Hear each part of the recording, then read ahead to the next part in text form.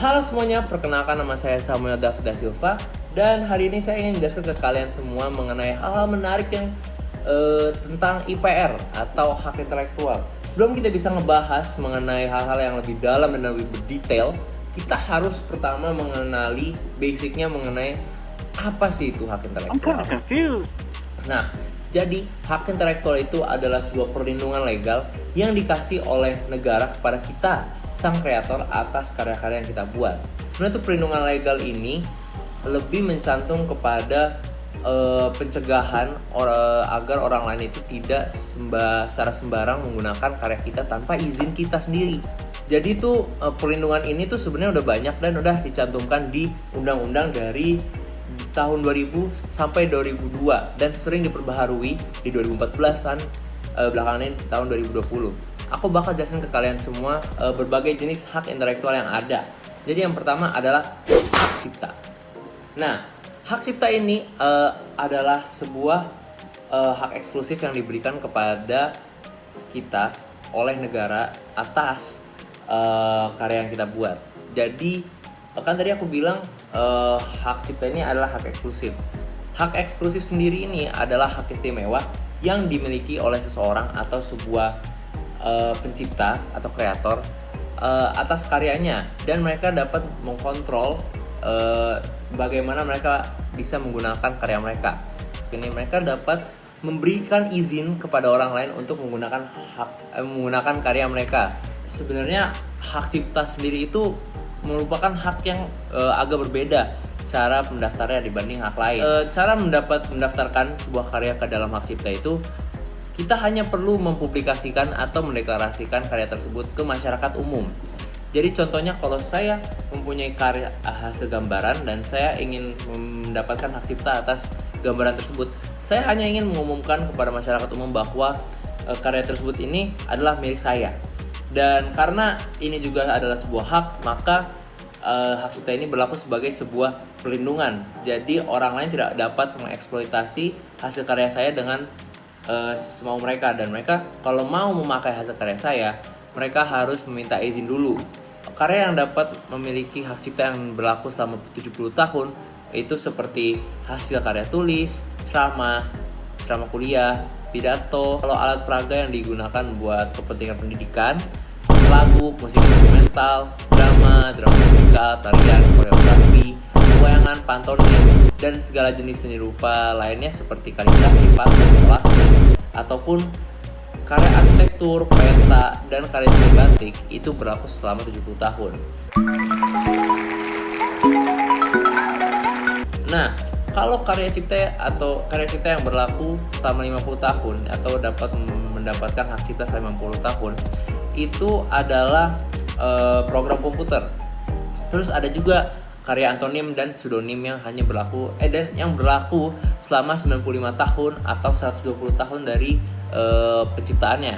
Dan juga rekaman juga berlaku selama 50 tahun, dan hak cipta untuk siaran itu hanya berlaku selama 20 tahun sejak pertama kali siarannya. Sekarang kita ngebahas mengenai hak merek. Jadi hak merek ini adalah hak eksklusif yang diberikan oleh negara terhadap pemilik merek yang sudah terdaftar di dalam DJKI. Nah, DJKI ini sebenarnya itu adalah singkatan dari Direktorat Jenderal Kekayaan Intelektual. Dan DJKI ini juga termasuk dari bagian dari sebuah kementerian, yaitu Kemenkumham, atau secara kepanjangannya itu Kementerian Hukum dan Hak Asasi Manusia.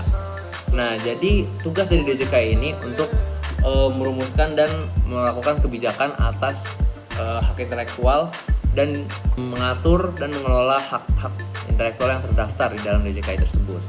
I am disgusted. Kalau kalian mau mendapatkan hak merek, kalian tidak boleh sembarangan mempublikasikan ke masyarakat umum. Nah, sebagai hak merek ini memiliki banyak fungsi. Tentunya karena ini adalah sebuah hak juga, jadi hak merek ini dapat berlaku sebagai perlindungan dari orang lain yang ingin mengeksploitasikan merek kalian. Dan hak merek ini juga dapat dijadikan sebagai perbedaan antar dua perusahaan yang mungkin dapat menjual produk yang mirip. Nah, selain sebagai pembeda antar dua produk yang mirip, mereka juga hak merek ini juga dapat digunakan sebagai perbedaan antar klasifikasi perusahaan. Jika terjadi kasus di mana ada orang yang emang mensalahgunakan hak merek kalian atau merek kalian dan mereka mendapatkan keuntungan ekonomi dari merek tersebut, kalian dapat mengajukan sebuah penggugatan untuk menghentikan segala jenis aktivitas mereka yang mencantumkan merek kalian. Kalian juga dapat melakukan penyelesaian melalui sengketa arbitrase atau melalui sengketa lainnya. Dan karena kalian juga memiliki merek tersebut, kalian juga dapat mengajukan untuk membatalkan merek kalian yang sudah terdaftar. Nah, aturan ini tuh sebenarnya udah diterapkan di Undang-Undang Pasal 76. Nah, dan pemilik dari hak merek ini juga dapat menggunakan haknya untuk membangun merek mereka sendiri, dan mereka dapat membangunnya atau mereka juga dapat kasih izin ke pihak lain untuk menggunakan mereknya melalui lisensi. Nah, lisensi ini sendiri itu mempunyai 5 jenis yang berbeda, yakni merchandising, franchising, brand extension, co-branding, dan juga competent branding. Sekarang kita bakal ngebahas tentang hak paten. Jadi hak paten itu adalah sebuah hak eksklusif yang diberikan oleh negara kepada penemu dari sebuah invensi di bidang teknologi. Nah, kalau pemegang dari hak paten ini dapat melaksanakan sendiri atau mereka juga dapat ngasih izin ke orang lain untuk menggunakan invensinya dalam jangka waktu yang tertentu.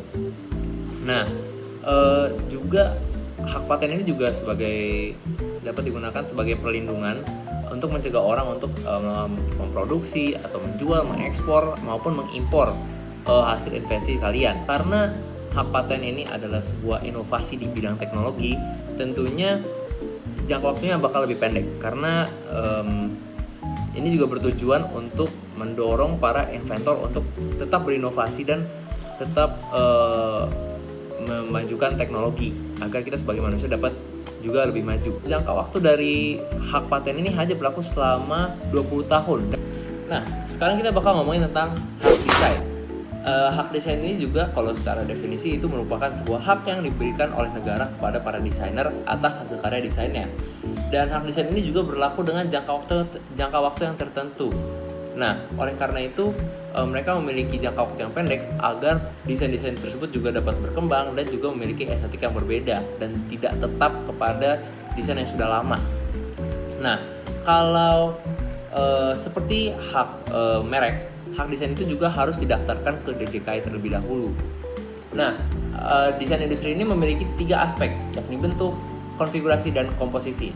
Bentuk ini merupakan aspek 3 dimensi dari produk tersebut, maupun itu dalam bentuk tabung atau balok atau bentuk lainnya.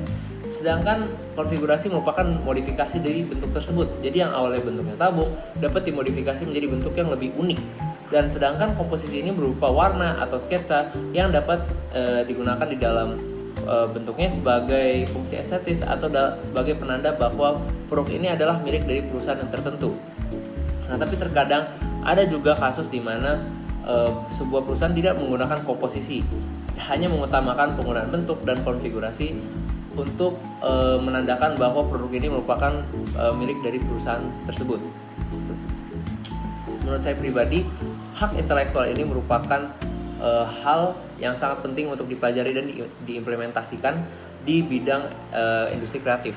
Karena semua orang yang sudah bekerja di industri kreatif sudah meluangkan waktu yang sangat banyak untuk membuat sebuah karya yang akan dijadikan penghasilan utamanya. Dan tanpa menggunakan dan mengimplementasikan hak-hak yang sudah ada, maka mereka dengan dapat mudah dieksploitasi karyanya oleh orang lain, sehingga keuntungannya itu dapat diambil oleh orang lain dan bukan mereka sendiri. Nah, dengan mengimplementasikan hak-hak ini, maka semua pekerja yang berada di industri kreatif dapat meyakinkan bahwa semua karya dan semua keuntungan yang didapatkan dari karya tersebut dapat langsung diambil oleh mereka sendiri dan bukan orang lain. Tentunya dengan perkembangan teknologi dan juga dengan berbagai jenis perusahaan yang sudah ada, banyak sekali penerapan dari hak cipta, hak merek, hak desain, dan juga hak paten. Nah, kalau saya melihat contoh salah satunya merupakan artis-artis yang berada di Instagram. Saya akan memberikan beberapa contoh. Ini adalah beberapa contoh dari ilustrasi yang sudah dipublikasikan dan sudah diselenggarakan sebagai hak cipta dari artis tersebut. Hak merek ini sudah terdapat di berbagai jenis perusahaan yang ada, McDonald, Burger King, dan Foot Lettuce. banyak perusahaan lainnya yang sudah memiliki merek atas produk mereka. Jika kita ingin membicarakan mengenai hak paten, maka kita harus membicarakan mengenai radio, di mana di tahun 1896 sebuah ilmuwan yang bernama Martino mengembangkan teori bahwa gelombang radio ini dapat merabat di refleksi atas atmosfer. Maka dari situ ia menggunakan teori tersebut untuk mengembangkan sebuah perangkat yang bernama radio yang harus menggunakan antena untuk mendengar siaran dari orang lain. Nah, itu merupakan hak paten biasa. Tetapi di zaman sekarang radio itu termasuk hak paten sederhana. Karena radio sekarang itu merupakan perkembangan teknologi dari radio yang dulu. Dan sekarang ini radio dapat ditemukan di berbagai jenis perangkat yang kita pakai seperti iPad, laptop, ataupun speaker, dan juga dapat dilihat dari mobil, di mana kita tidak menggunakan antena untuk menyiarkan berbagai jenis siaran radio, tapi menggunakan Bluetooth atau dapat menggunakan metode teknologi lainnya. Dan untuk hak desain industri ini terdapat kita bisa ngambil contoh dari Aqua. Kalau kalian lihat dari botol Aqua ini, mereka memiliki cap yang warna biru, dan ini tuh udah menjadi, bisa dibilang merupakan sebuah komposisi warna biru yang melambangkan bahwa ini tuh milik Aqua. Dan bentuk-bentuk lengkungan yang terhadap di sebuah Aqua ini juga menjadi sebuah konfigurasi dari bentuk awalnya, itu merupakan sebuah tabung. Dan komposisi sketsanya terdapat di tengah-tengah, di mana ada label yang bernama Aqua dengan berbagai jenis ilustrasi, yaitu gunung dan juga warna-warna biru yang dipakai sebagai backgroundnya. Nah, kalau saya ini ngomong sebagai mahasiswa DKV sendiri, apalagi mahasiswa DKV dari UMN, saya sering lihat kasus di mana kalau di sosial media ya, di mana banyak sekali karya yang di-repost atau diposting oleh orang lain, dan mereka tidak mengkredit artis aslinya. Jadi itu secara langsung mereka mengaku bahwa mereka itu adalah pembuat karyanya, padahal bukan. Dan ini tuh keseringan jatuh oleh para pekerja kreatif yang masih di tingkat SMA, karena di industri kreatif ini ada yang namanya freelance work, di mana kita bisa menjual karya kita walaupun kita masih di tingkat SMA. Karena kalau di industri kreatif kita tidak melihat kualifikasi dari umur dan juga dari kita lihat dari umur, tapi kalau kita ngomongin strictly on freelance, kita tuh tidak hanya melihat umur, tapi kita lebih melihat hasil dari karya yang dapat dibuat oleh orang ini. Dan oleh karena itu bisa saja orang SMA yang sudah memiliki skill yang dapat dibandingkan dengan orang yang sudah bekerja di perusahaan. Dan itu sayangnya mereka masih belum mengerti secara penuh cara mengimplementasikan berbagai hak ini, sehingga seringkali mereka tuh secara dengan mudah dapat dieksploitasi karya di sosial media, di mana ada banyak orang repost dan mengklaim bahwa itu adalah karya mereka, padahal itu bukan. Nah, kita sebagai mahasiswa memiliki keuntungan karena kita sudah diajarkan mengenai basic-basicnya hak cipta dan juga hak intelektual lain, sehingga jika kita sudah mempublikasikan sebuah karya, sudah mengetahui bahwa itu sudah secara otomatis merupakan hak cipta kita, dan ini juga diselenggarakan di undang-undang. Jadi kalau jika ada yang eksploitasi, kita dapat menggugat, dan kita juga dapat membalas orang yang mengeksploitasi itu dengan menghukumnya secara hukum yang diterapkan di Indonesia, apapun itulah.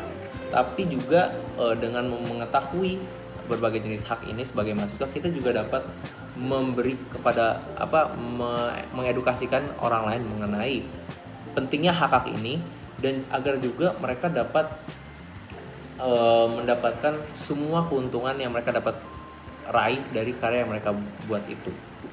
Jadi itulah pentingnya kita sebagai mahasiswa DKV untuk mengerti berbagai jenis hak-hak ini. Dan itu saya penjelasan dari saya, teman-teman. Saya ingin terima kasih atas pendengarannya selama berapa menit nih nanti. Kalau dihitung dengan edit bisa 10 menitan atau lebih lah. Dan itu saya, teman-teman. Saya ingin pamit. Terima kasih.